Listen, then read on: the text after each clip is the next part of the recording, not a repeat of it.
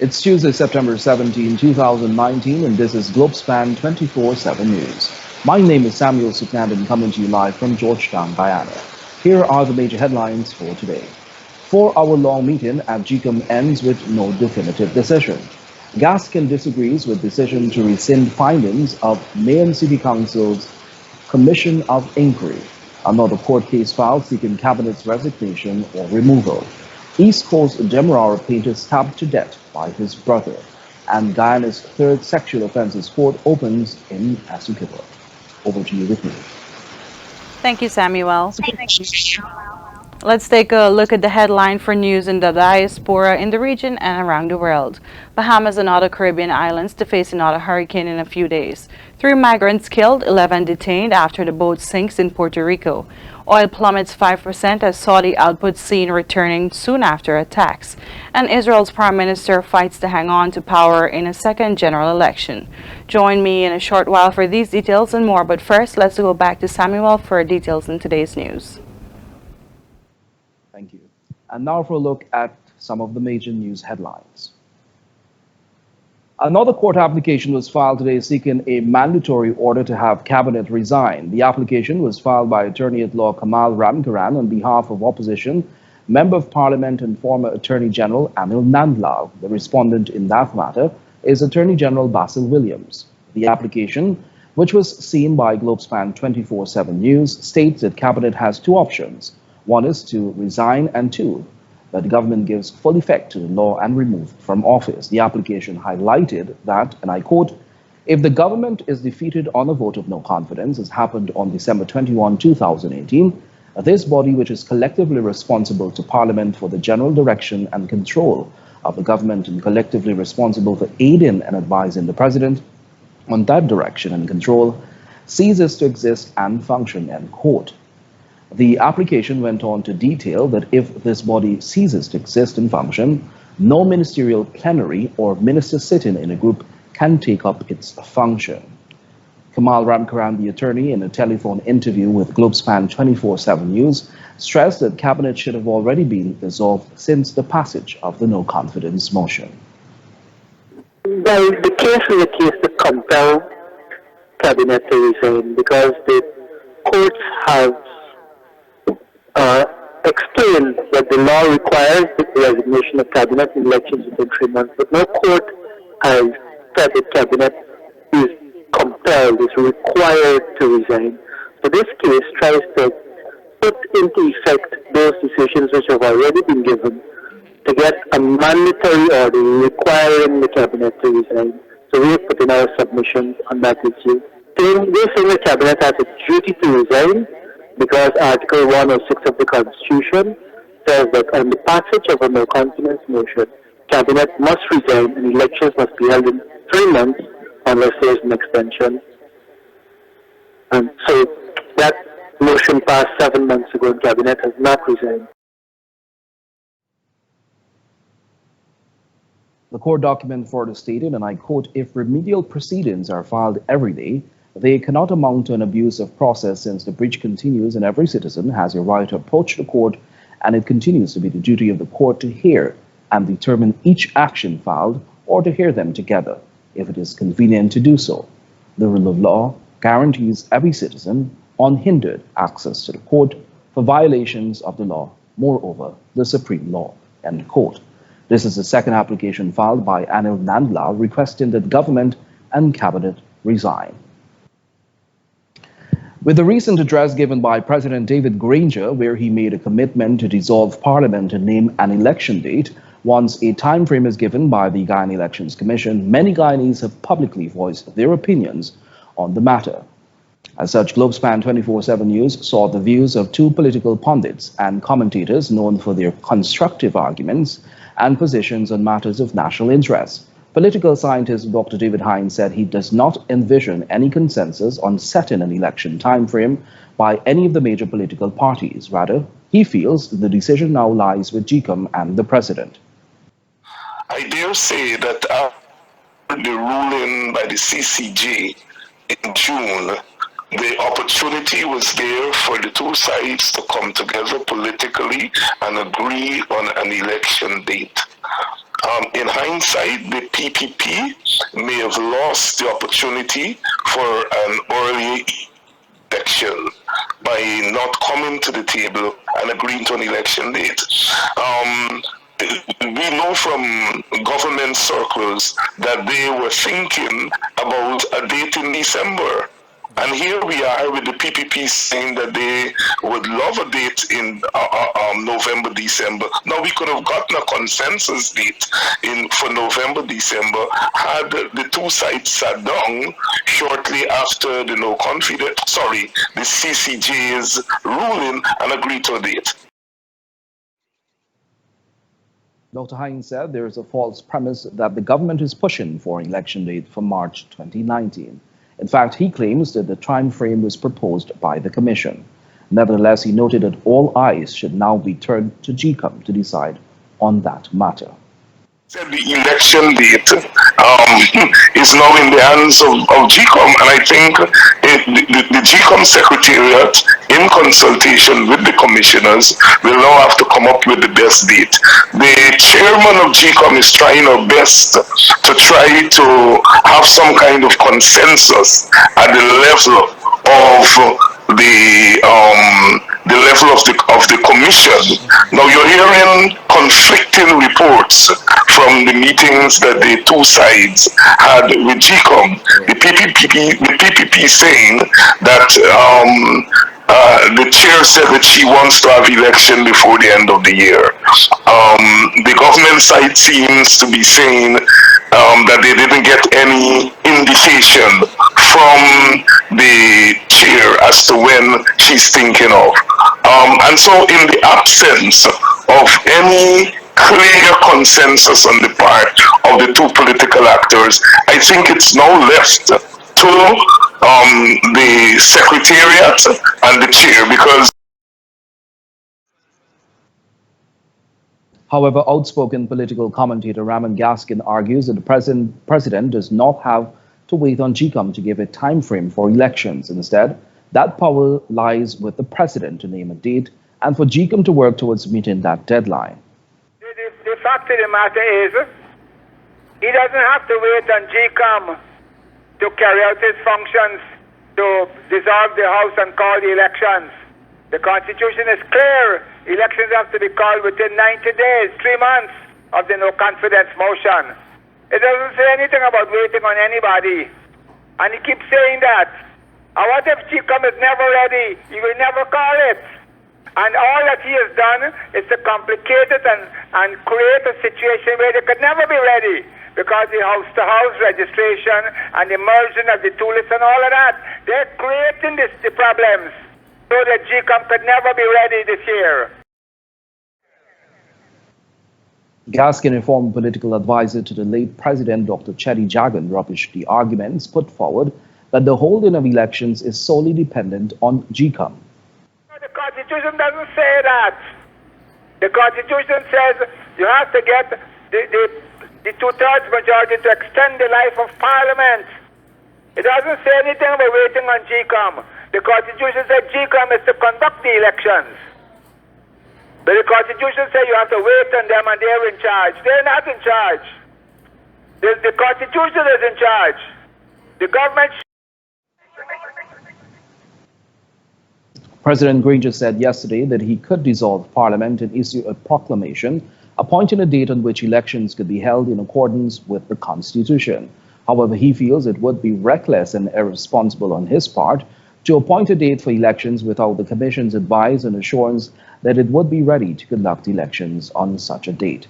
Meantime, the People's Progressive Party Civic PPPC, in a statement yesterday, said the party notes the continued parroting of excuses voiced by President Granger on the holding of elections. The Supreme Court of Judicature moved one step closer to improving Guyana's justice system with the establishment of the Third Sexual Offences Court in the Cinderella County. Shakima Day tells us more. At the tune of $17.4 million, the county of Essequibo now benefits from the establishment of a sexual offences court following both Berbice and Demerara. The facility at the Suddy Supreme Court was funded by the British High Commission of Guyana and the United Nations Children Fund.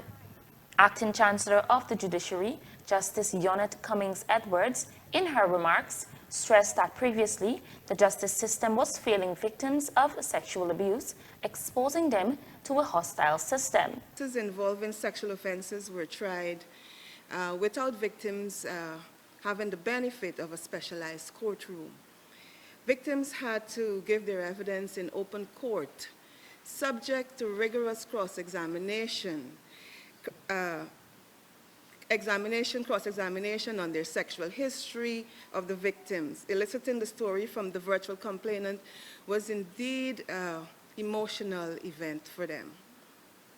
Then we moved from that to the proceedings in camera, and proceedings where the names of the victims were withheld from the press, and with restrictions from the type of questions to be asked in court. But that was not sufficient. Justice Edwards posited that they have come a long way to ensure that victims or survivors of sexual violence are given a safe environment to testify without fear. Time and again it has been mentioned that there's far-reaching emotional, physical, social even, psychological and developmental effects on the victims of sexual offenses. We in the Supreme Court are not psychologists, but as judges and magistrates, we appreciate how the victims react, how they behave when they come to court to testify.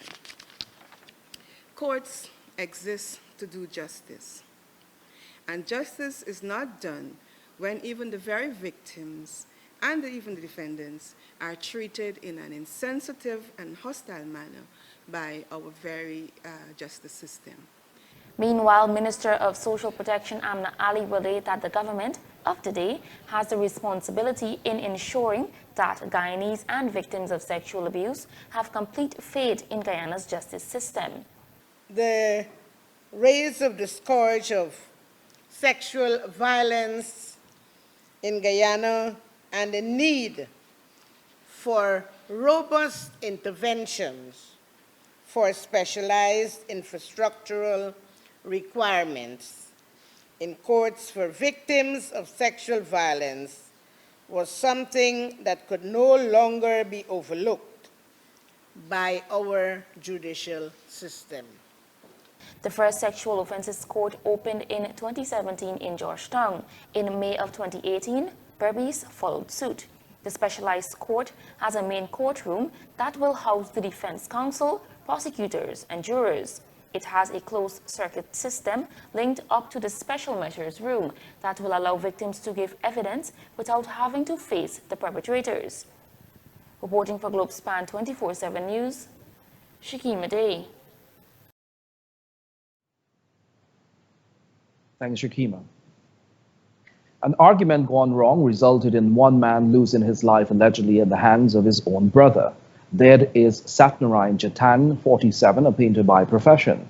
Globespan 24x7 News understands that the two brothers were at their mother's home located at lot 471 Charlotte Street Enterprise on the east coast of Demerara when the incident occurred. Police in a press statement disclosed that the two were imbibing at around 15 hours 30 on Monday when an argument ensued, moments after Jatan was discovered with a stab wound to his abdomen.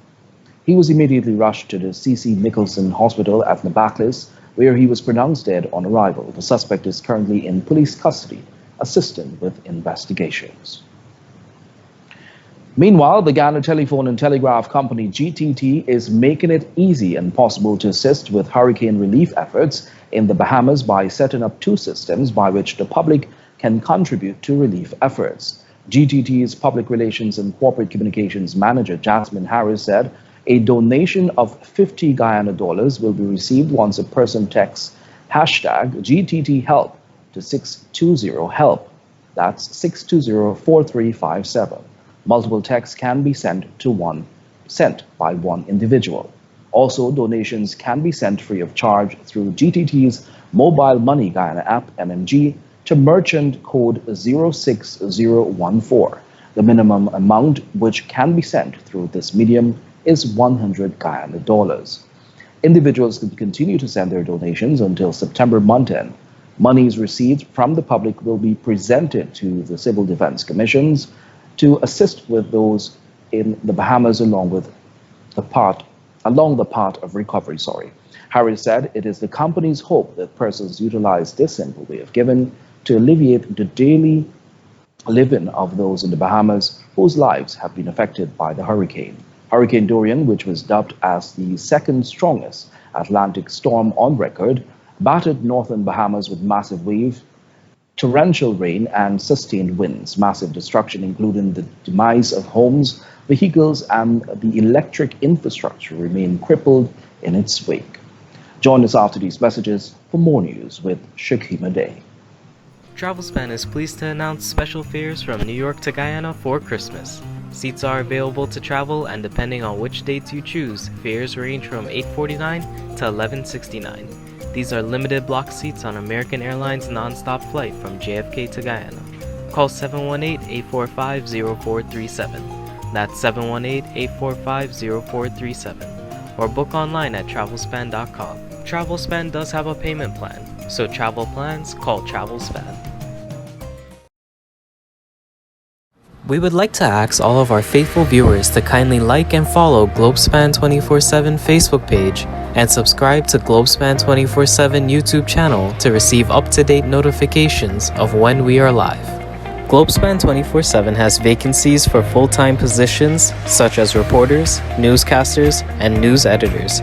Persons serious about joining a new and dynamic news team are asked to send their application to careers@globespantechnology.com. Welcome back, and thanks for staying tuned. We'll tell you now that another meeting between Chairwoman of GCOM, retired Justice Claudette Singh, and all 6 commissioners, which lasted for well close to 4 hours, ended with no definitive decision. Opposition-appointed GCOM Commissioner Says Gunraj spoke briefly with the media. Here is what he had to say. As you know, a lot of consideration is being given to the use of the data that has been obtained from the house-to-house process. Any use of that data will depend on the encoding of that data. As we've spoken today, I believe that 200 and something thousand records only have been encoded. The timeline that was presented to us for encoding by the Commission was the 15th of September for a conclusion. As you know, we are at the 17th of September today. That is, and their Secretariat is now saying that they will require at least 3 weeks. You'll recall me saying here weeks ago that I did not trust that timeline because my understanding of it was that it will not take the time that they are saying. In the meantime, government-appointed GCOM Commissioner Vincent Alexander also gave some insight into what was discussed at today's statutory meeting. We have delegated to 2 commissioners the responsibility of sitting, and I really out some timelines. And who are they? In conjunction, I would prefer not to put them on the line. You're a representative of both sides? 2 commissioners, I would prefer to see it that way because I never have embraced the question of sides. Well, one from the opposition nominated and one from the coalition nominated. You're asking the same question in a different form. So how many could you speak to us encoders about do you encoding? Encoders? Yes. I can't give the number, but I know they've been working 3 shifts. Okay, you have a range? Of the numbers? I don't have the numbers, but they've been working 3 shifts. We have enough encoders to utilize all of the equipment that we have available. The Commission is expected to meet again tomorrow at 14:30 hours. We'll tell you now that following the ruling by High Court Judge Simone Morris Ramlal that this Commission of Inquiry into the affairs of the Georgetown Mayor and City Council was blinded, political commentator and witness into the recently concluded COI, Raymond Gaskin, is of the view that the matter is far from over. Kingsley Bryan reports. Political commentator Raymond Gaskin is of the view that the ruling by High Court Judge Morris Ramlal on the MNCC Commission of Inquiry matter is misguided. Gaskin, who himself was called to testify in the COI, is adamant that the court cannot rescind the recommendations of the COI. Gaskin, in an invited comment, told Globespan 24x7 News that the judge cannot make determinations on a technical matter. The judge cannot rescind the findings of the COI on a technical matter. The COI was conducted by the former Chancellor, Kennard.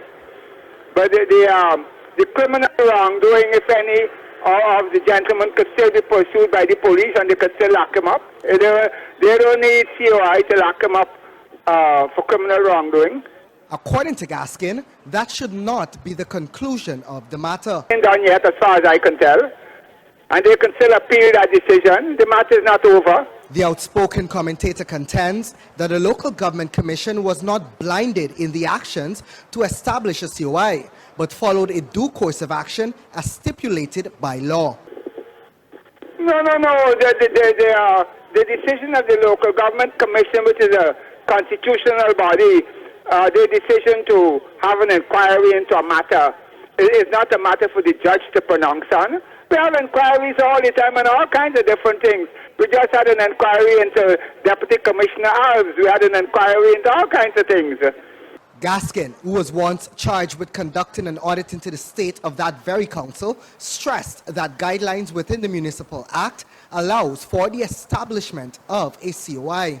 As a matter of fact, the Municipal and District Council Act requires an inquiry before you fire a person. It's a requirement of the law to have an inquiry before you do these things. You have to have it if they have complaints of wrongdoing. Before you take action against the people, you have to have this inquiry, and which they did. Gaskin said the matter is far from over, and the COI was a requirement. Apart from that, he said the police are yet to pronounce on the issue as it relates to the criminal aspects, but may be awaiting the full council to approach them. He maintains King's reappointment will not be the best decision for the council. No, the judge didn't reinstate him. The judge did not reinstate him. No, they don't have to reinstate him. He's been fired, and he contend it, and they could pay him off and let him go. But they don't have to take him back. Taking Royston back, there will be wrong decision. Bad. Globespan 24x7 News made an attempt to get Justice Cecil Kennard, who chaired the COI, to comment on the court ruling, but calls to his assigned number went unanswered. The local government commission says it is now awaiting the written court judgment before it makes any further decisions. For Globespan 24x7 News, this is Kingsley Bryan. Thank you, Kingsley. Police have arrested one suspect for the murder of a 16-year-old Venezuelan teen, Alberto Inaima, which allegedly occurred at the Tabatinga Central Rubununi on Sunday. Reports reveal that the teen and the suspect were at a shop when they got into an argument, but subsequently left the scene. At around 0400 hours, Inaima's body was discovered with several wounds in Tabatinga Creek. He was taken to the Lethem Regional Hospital, where he was pronounced dead on arrival. Meanwhile, police are also investigating the circumstances surrounding the death of a Camarang Region 7 man. According to reports received, the deceased, Dorian Brong of Waramadong village, was taken to a health center for a wound he received to his upper arm. He died while receiving treatment. Investigations into both matters are currently ongoing. General Secretary of the Guyana Teachers Union, Coretta McDonald, said that although the teaching profession is not without its challenges in Guyana, the union is optimistic of a turnaround. Here's more in this Kingsley Bryan report. As the union gears up to celebrate the 2019 World Teachers' Day activities, the GTU General Secretary highlighted a few of the challenges that exist to date. But in addition to the finances, teachers, we've been plagued with lots and lots of issues in and out of the classroom. One such is parental involvement. The other one is teacher shortage, the condition of our schools, when we talk about furnishing and so on. But I know McDonald, however, expressed her optimism that with time, those issues will be resolved if collaboration remains paramount. My counterparts at the Ministry of Education, they've been working with us when we forward these issues to them. They've been working to help in terms of resolving these issues.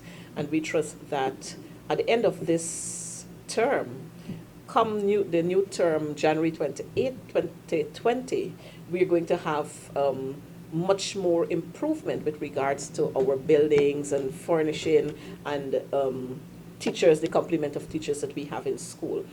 As it relates to the multi-year agreement that exists between the GTU and the Ministry of Education, MacDonald highlighted that a few tweaks are being made to ensure compliance by both sides.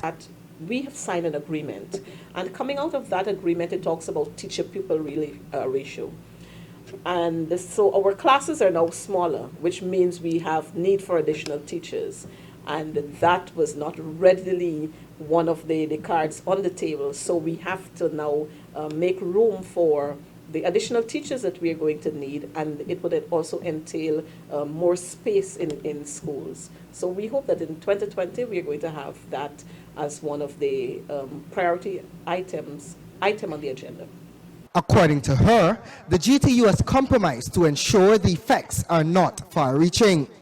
The issue of teachers' shortage is not a new one, and the GTU reiterates their position on a possible solution. We've been advocating for over the years is the fact of having roving teachers, where we can have a pool of teachers, secondary, nursery, and primary. So if there's a school with a shortage, then you can send a teacher or two teachers there, whether it's a secondary, a primary, or a nursery school, which would help us to ease the issue of teachers being absent from classrooms. For Globespan 24x7 News, this is Kingsley Bryan. Thank you, Kingsley. President David Granger this morning received a courtesy call from delegates of the Miss Indigenous Heritage 2019 pageant at the Ministry of the Presidency. Prime Minister Moses Nagamutu, Vice President and Minister of Indigenous Peoples Affairs Sidney Alicock, Minister of State Dawn Hastings Williams, and Minister of Social Cohesion Dr. George Norton were among the government ministers present during the courtesy call. The delegates are Ms. Esther Merlot of Santa Cruz Barima Winey Region 1, Ms. Shauna Fredericks of St. Denis Mission, Tapamakuma Lake, Pomeroon Supernam Region 2, Ms. Natalia Patterson of Santa Mission Essequibo Island, West Demerara Region 3, Ms. Anne Maria Simon of St. Cuthbert's Mission, Demerara Mahaika Region 4, Ms. Rosetta Fredericks of Moroccobai Village, Mahaika Barbase Region 5, Ms. Varshini Herman of Oriala, East Berbice Quarantine Region 6, Ms. Jolene De Silva of Carew Creek, Kuyuni Mazaruni Region 7, Ms. Cathy Williams of Tusengyang, Pataro Superuni Region 8, Ms. Luana Alicock of Surama Village, Upper Takatu, Upper Essequibo Region 9, and Ms. Chevon Williams of Great Falls, Upper Demerara, Berbice Region 10. We'll tell you now that the body of the 7-year-old Monrepos girl who died while receiving treatment overseas for a severe burn she sustained in a fire is expected to be returned to Guyana on Thursday. Shania Prasad was undergoing a much-needed surgery which led to the amputation of her leg and fingers. She succumbed at the Shriners Hospital in Galveston, Texas last Sunday. Saving Hands Emergency Aid, the non-governmental organization which assisted with Prasad's treatment, said the body will be received by Sandy's Funeral Home in Georgetown. Prasad received second and third degree burns to 98.7% of her body when the North Monrepos East Coast Demerara home went up in flames at about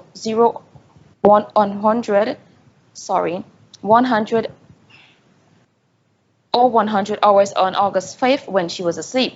Prasad was medevaced to the Georgetown Public Hospital on August 10th to the Cheddi Jagan International Airport, where she boarded a chartered flight to the United States. During the short period, several corrective surgeries were performed in an effort to save the child's life. Now let's take a look at our bridge reports.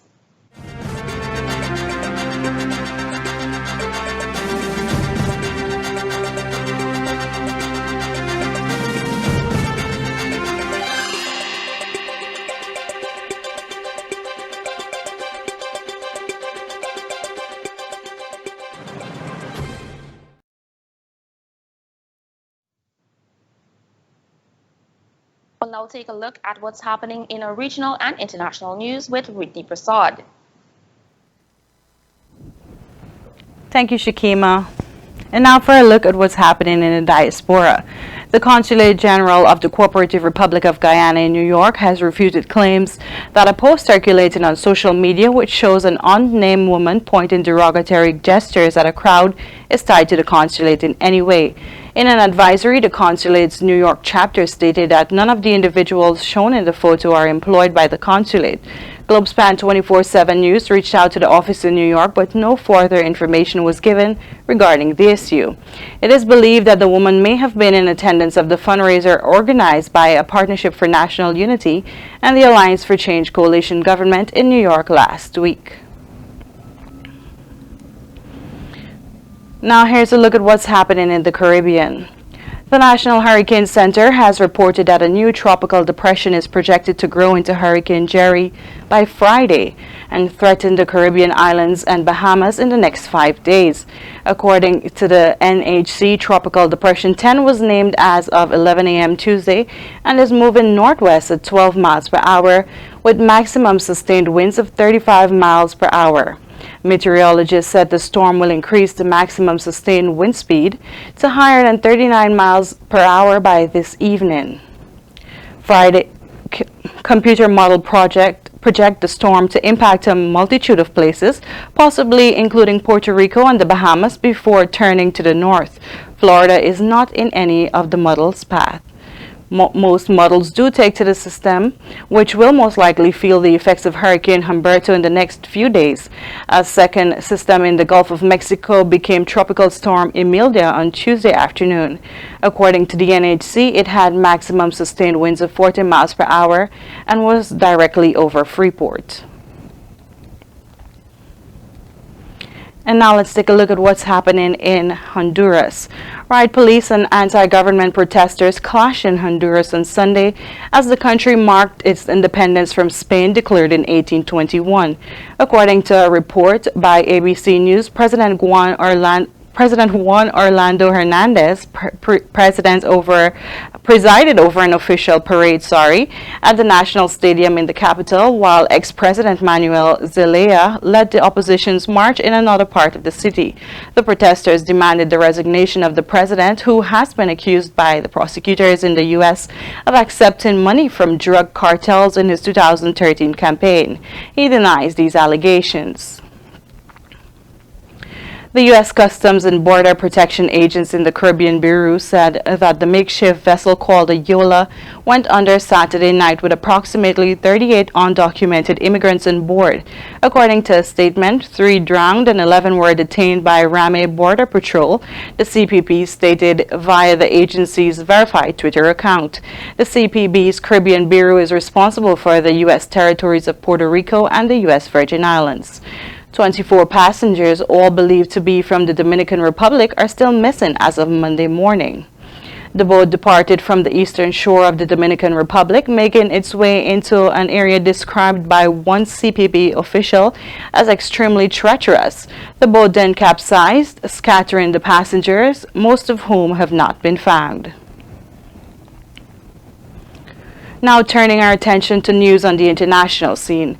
Supreme Court judge in the United Kingdom said that the Prime Minister is entitled to suspend Parliament even if it is for political reasons. Only recently a Scottish court ruled the 5-week suspension was unlawful, but Lord Keane QC for the government said the decision was not one for the courts. The Supreme Court is hearing 2 appeals relating to the decision by Boris Johnson to prorogue Parliament. Lord Panic QC for the campaigners against the move said it was done to silence MPs in the run-up to Brexit. He was representing an appeal brought by businesswoman and campaigner Gina Miller against a contradictory English High Court ruling. Mr. Johnson maintains it was right and proper to terminate the last session of Parliament to pave the way for a Queen's speech to outline the government's legislative plans for the year ahead. He insisted the move had nothing to do with the Brexit and his do-or-die pledge to take the UK out of the EU on October 31st. Lady Hale, President of the Supreme Court, stressed the outcome of 2 appeals would have no bearing on the timing of the Brexit. South Africa has apologized to Nigeria over a spat of xenophobic attacks, which led to a spike in tension between the two countries. 12 people were killed earlier this month while mobs attacked foreign-owned businesses, mainly in Johannesburg. A special envoy from South Africa presented an apology to Nigerian's President Muhammadu Buhari on Monday. The envoy, Jeff Rabadi, expressed the country's sincerest apologies at a meeting in Nigeria's capital. The incident does not represent what we stand for, he said, adding that South African police would leave no stone unturned in bringing those involved to justice. He said that the president was keeping a keen eye on this issue. Israeli citizens will vote for the second time in less than 6 months in an election that is widely seen as de facto confidence vote on Prime Minister Benjamin Netanyahu. The ballot comes at a time for the country's longest-serving prime minister, with the right-wing incumbent facing formidable challenges to his reign and possible criminal charges in 3 corruption cases. The most recent opinion polls shows the prime minister running neck and neck with the centrist Blue and White party headed by former military chief Benny Gantz. Neither are expected to secure a majority. Following coordinated strike on key Saudi Arabian oil facilities, which knocked out half of the country's oil capacity, oil prices plummeted nearly 5%, but top officials believe that production could be fully back online within the next week. Reports said that on Saturday's attacks raised the specter of a major supply shock in the market that in recent months has been preoccupied with demand concerns and faltering global growth. Meanwhile, U.S. President Donald Trump said on Monday it looked like Iran was behind the attacks on oil plants in Saudi Arabia, but stressed he did not want to go to war. Now let's join economist Danraj Singh for a look at what's happening in Guyana in terms of oil production.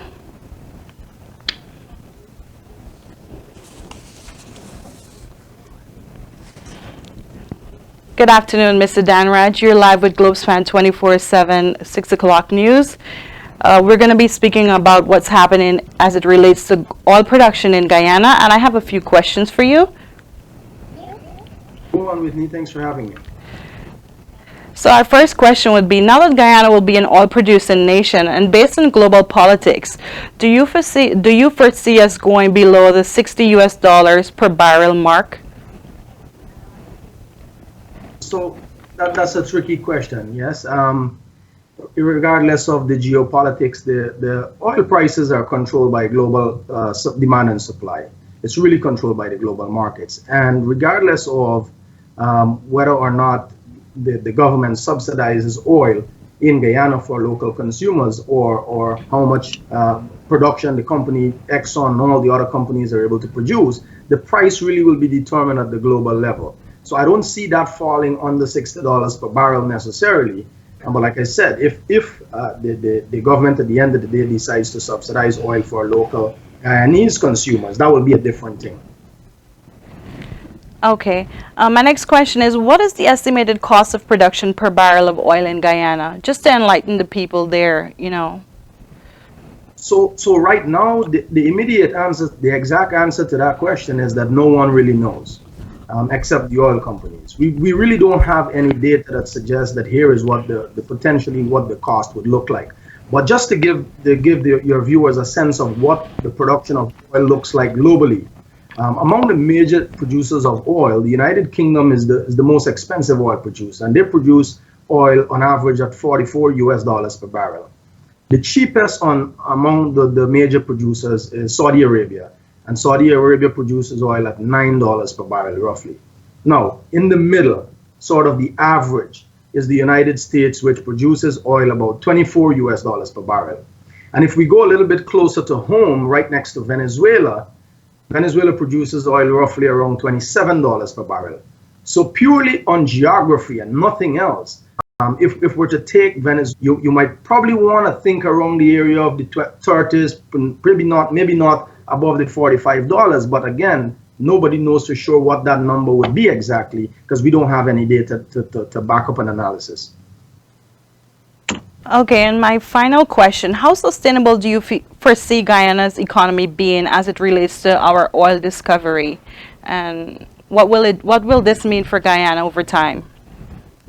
There is no question. The issue of sustainability, I think everybody, the public is well aware that the volume of oil that is being discovered in Guyana is enormous. I mean, I'm reading articles on the news, on global news networks that puts Guyana in the ranks of some of the biggest mega producers in the world. So clearly there's a lot of oil. Now, as to whether or how we decide to extract and the rate at which we will extract that oil clearly will depend on how many years out into the future we remain an oil producer.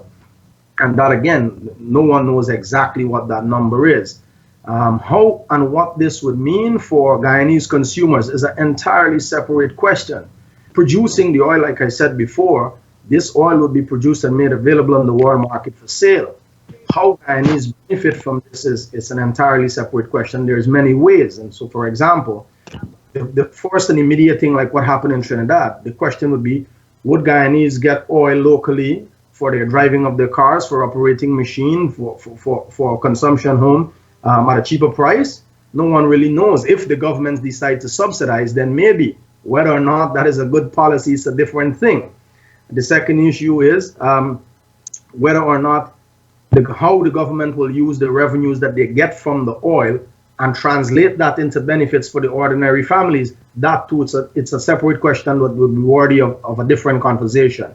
I do expect, however, overall, Guyanese should have, the economy should be better off. There is enough resources that will be there, but how we use it will be an entirely separate question. Okay, thank you so much, Mr. Danraj Singh. It was a pleasure having you on the news tonight. Do have a great rest of your day, and thanks again for joining Globespan 24x7 News.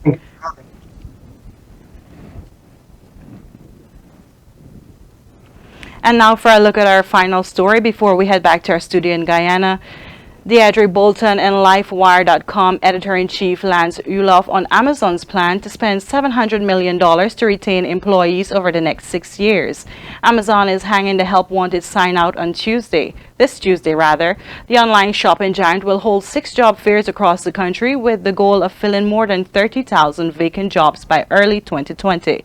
The jobs ranges from software engineers who can earn more than $100,000 a year to warehouse workers who are paid at least $15 an hour to pack and ship online orders. The company said these are full-time positions and are not connected to the usual seasonal hiring for the upcoming holiday season. That's all for today. For news in the region and around the world, I am Whitney Prasad, broadcasting live from New York. Now back to our studio in Guyana.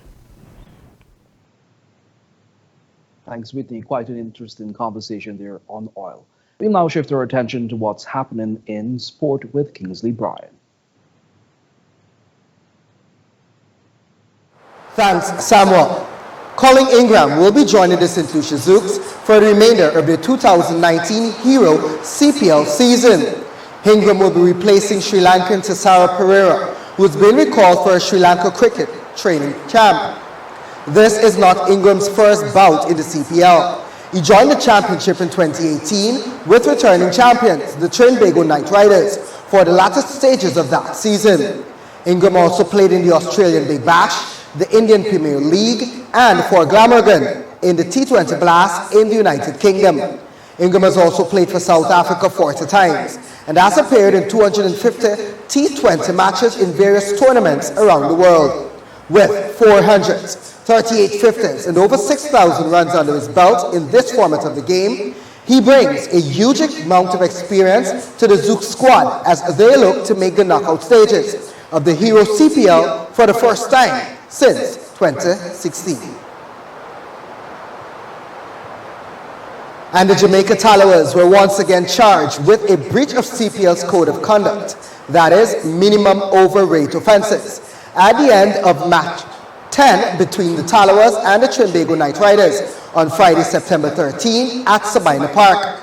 The charge against the captain of the Tallowers, Chris Gale, by the team match officials was instituted. This is the second such occurrence following the same charge being laid at the conclusion of match 3 against the same opponents in Trinidad. As provided for at Appendix 2, Section 4.2 of the Code of Conduct, the applicable monetary fine was imposed on the captain, and the Jamaica Tallawahs team was penalized with a 0.05 reduction in their net run rate for the tournament. And internationally, PSG's forward Neymar's three-game European ban for insulting match officials has been cut to 2 by the Court of Arbitration for Sport. The 27-year-old was charged by UEFA after PSG's Champions League exit at home to Manchester United on March 6 of this year. Neymar called the award of a decisive 94th minute United penalty in the last 16-second leg tie a disgrace. He will miss the team's next 2 scheduled games, but can return to face Club Brugge on the 22nd of October. PSG took the case to the Court of Arbitration after UEFA rejected their appeal against the ban. The Court of Arbitration says it will publish the reasons behind their ruling in a few weeks. Neymar was injured with a broken metatarsal and missed both legs of the tie against United. And that has brought us to the end of our sports update for today. Back to you, Samuel. Thanks, Kingsley. And that has brought us to the end of today's news. Before we go, here's a recap of our major headlines. 4-hour-long meeting at GCOM ends with no definitive decision. Gaskin disagrees with decision to rescind findings of MNCC Commission of Inquiry. Another court case filed seeking cabinet's resignation or removal. East Coast Demerara painter stabbed to death by his brother. And Ghana's third sexual offences court opens in Asukebo. Thank you for watching Globespan 24x7 News. On behalf of myself, Samuel Sugnandan, the news and technical team. Until next time, do have a pleasant rest of the evening. Goodbye for now.